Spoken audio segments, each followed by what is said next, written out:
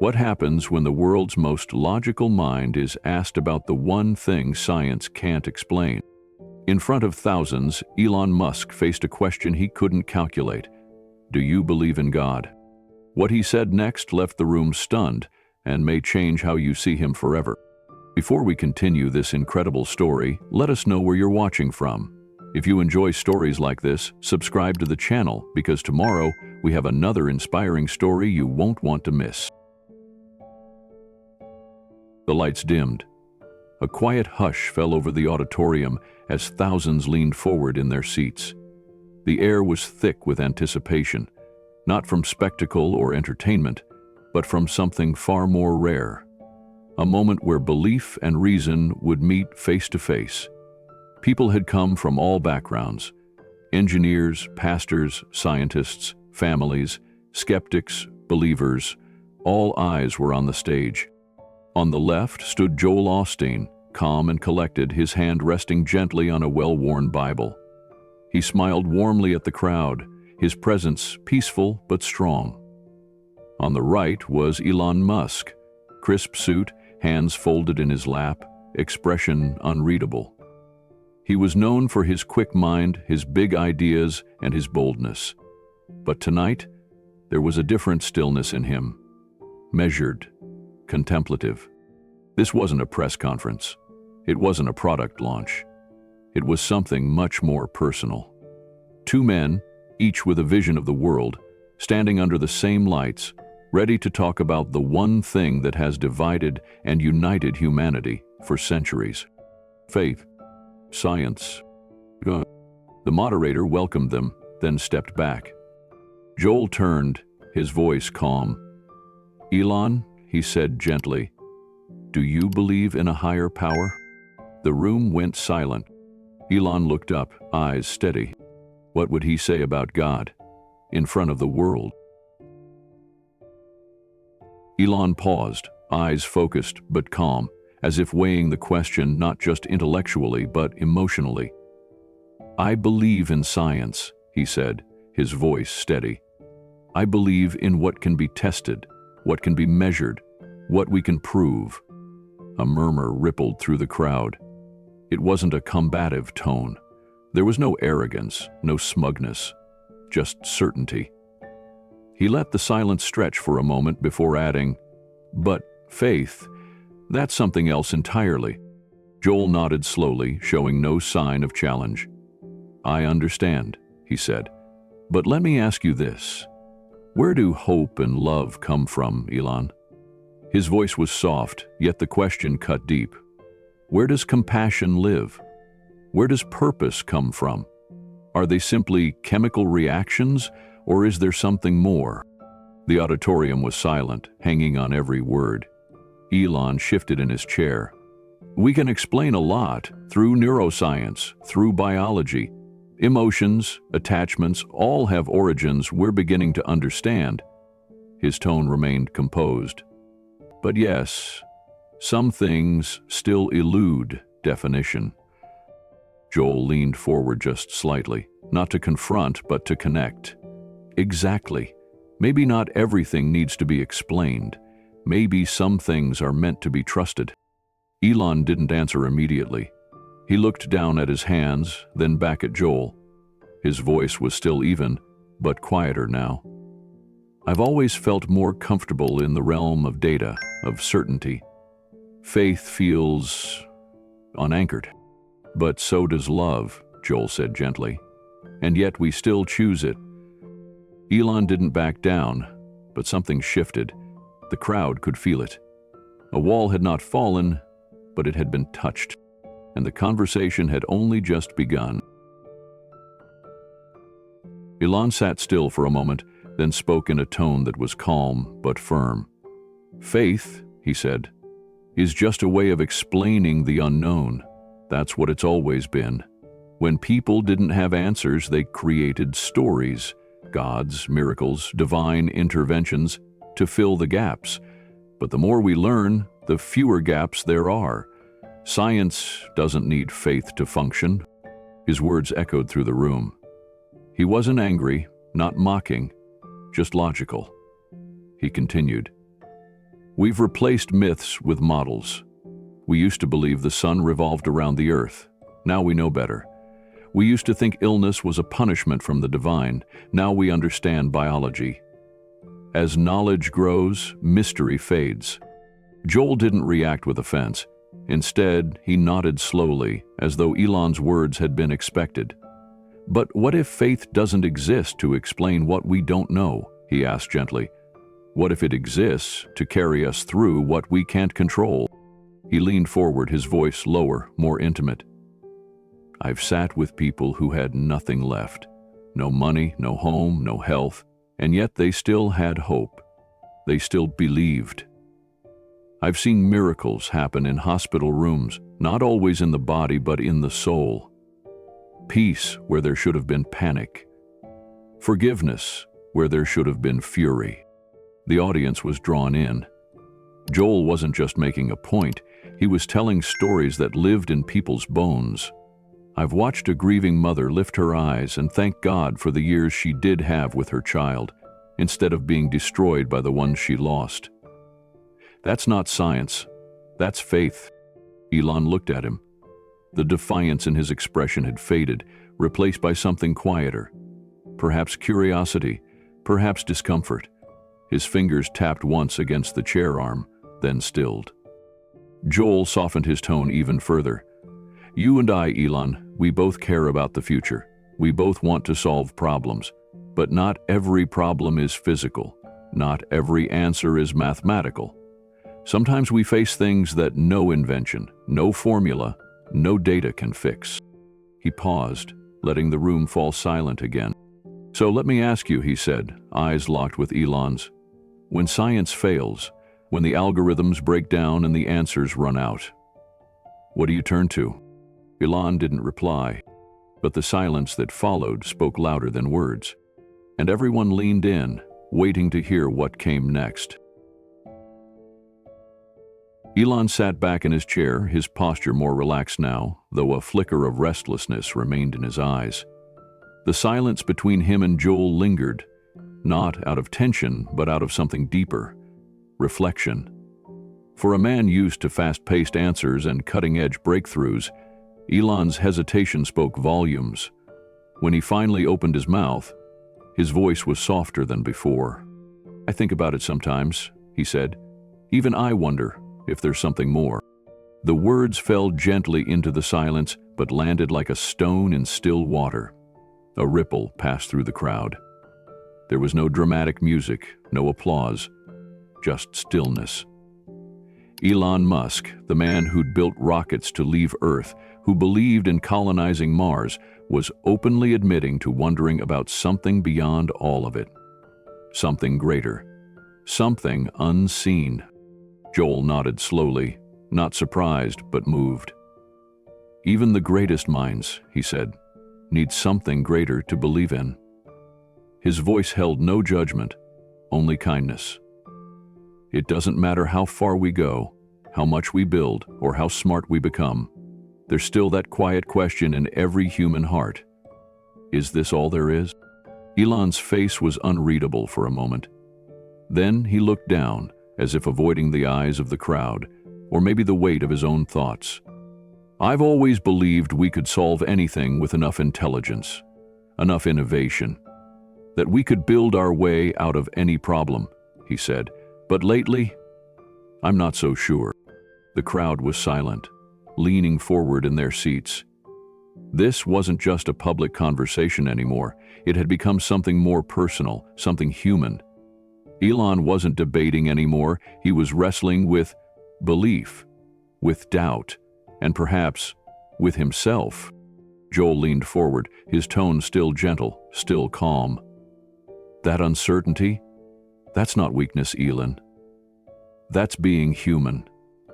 Faith doesn't begin when you have all the answers.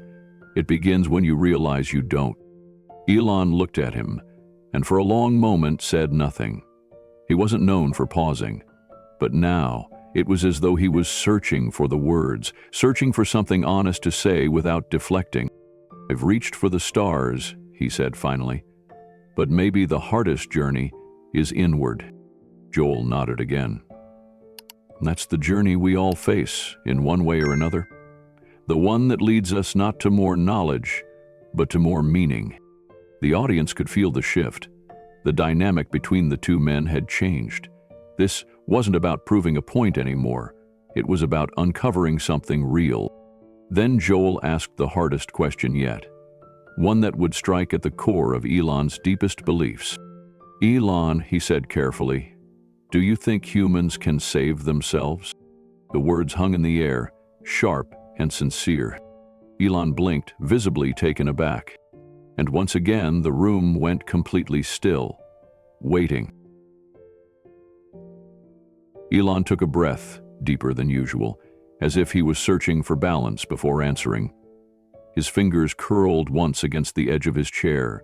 Then he spoke, his voice calm but tinged with something more honest now, something unsettled. "We can solve many problems through innovation," he said. "We've improved healthcare. We've extended life expectancy. We've developed tools to connect people, solve hunger, clean water, transportation. That's the power of science and human ingenuity. I truly believe that." He paused, then added, "But not all problems can be solved that way." The crowd absorbed his words, sensing a new layer to his voice. There was no arrogance in it, no bold declaration, just quiet admission. Joel leaned in, gently pressing forward. "What about death, Elon?" he asked, his tone never shifting from its calm steadiness. "What about love? What about loss? These aren't engineering problems. You can't debug them or calculate a solution. So what then?" Elon didn't answer right away. His jaw tightened ever so slightly. He looked out over the audience, then back at Joel. "Love is complex," he said finally. "It's powerful, yes, but we're starting to understand it through neuroscience, chemicals, brain activity, bonding. Even grief, to some extent, has biological markers. But understanding it doesn't remove the ache," Joel replied softly. "It doesn't fill the hole when someone you love is gone. Knowledge might explain the process, but it doesn't heal the heart." Elon didn't argue. His eyes drifted downward again, and when he looked up, something had changed. "I lost someone once," he said quietly. "Someone I loved deeply, and no amount of logic or knowledge or science made it easier. I tried to focus on work. I tried to move on, but late at night, there were moments when I felt completely hollow." There were murmurs in the audience. Some leaned forward. Others sat back, deeply moved by the vulnerability in Elon's voice. "I never talked about it publicly," he added, "because what could I say? People expect me to have answers, to be the one who always knows what to do." Joel nodded. "But even those with answers need space to grieve, and to believe that grief has meaning." There was a long silence between them. "Elon," Joel continued, "you've spent your life pushing the boundaries of what's possible, and you've helped countless people in the process. But I believe there are things beyond our reach, things only God can touch." "I want to believe that," Elon admitted. "But how can I trust in something I can't see?" "That's what faith is," Joel said gently. "Not the absence of thought, but the presence of trust. Not blindness, but a willingness to step forward without every answer in place." The debate had shifted completely. It wasn't about proving a point. It was about truth, about doubt, about the human heart. Then Joel looked directly into Elon's eyes, his voice steady but soft. "What happens after this life, Elon?" The question was not dramatic, it was not shouted, but it was the question no equation could solve, and everyone, including Elon, was suddenly very still. Elon sat quietly, his posture no longer firm and composed but slightly slouched, his hands resting on his knees. The weight of Joel's question, what happens after this life, still hung in the air. The auditorium was completely silent. No rustling, no movement, just breathless stillness. He looked down, his eyes fixed on the floor for a long moment, then finally spoke, his voice softer than it had been all evening. "I don't know," he said. The simplicity of the answer carried a profound power.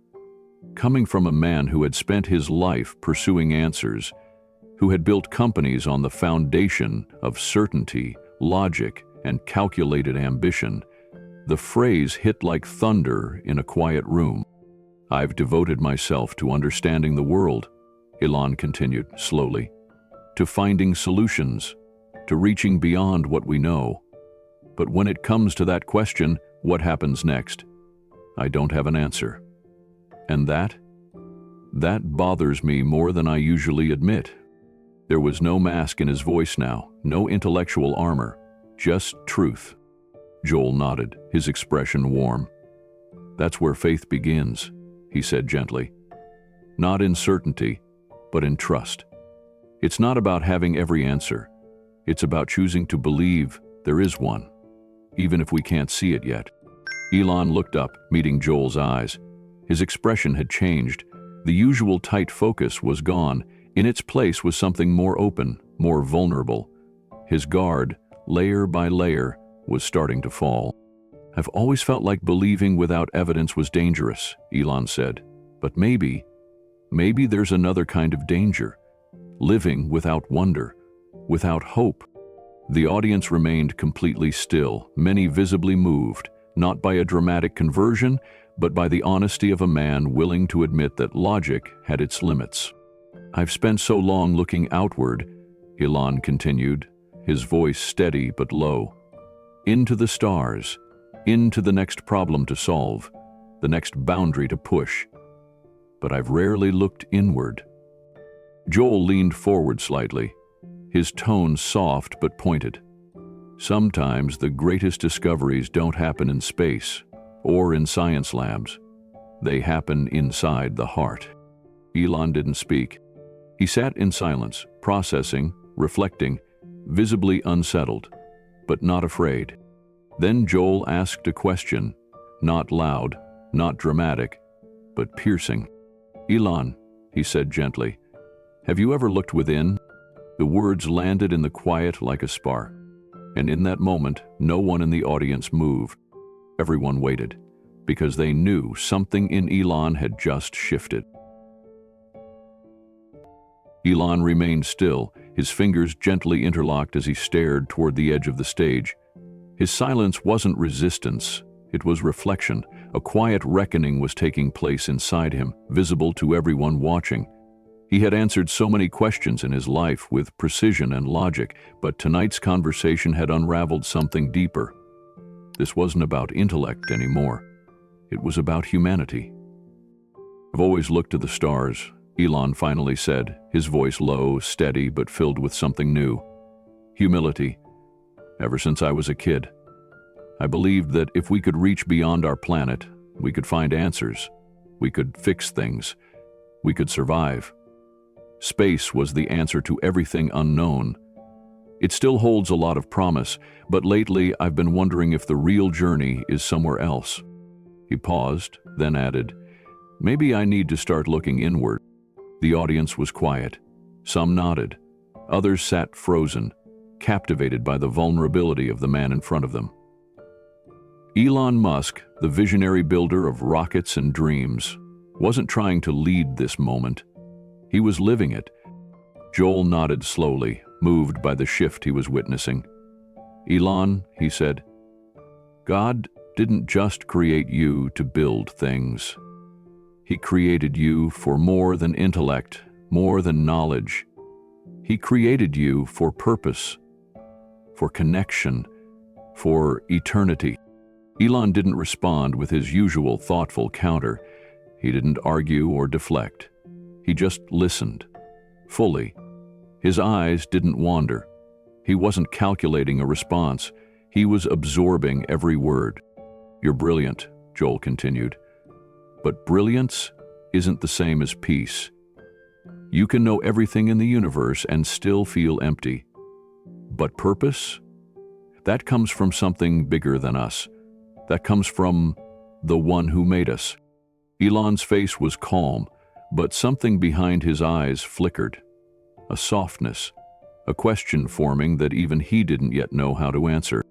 "I've tried to give my life meaning through progress," Elon said, "through invention, through solving big problems. But there's always been this restlessness.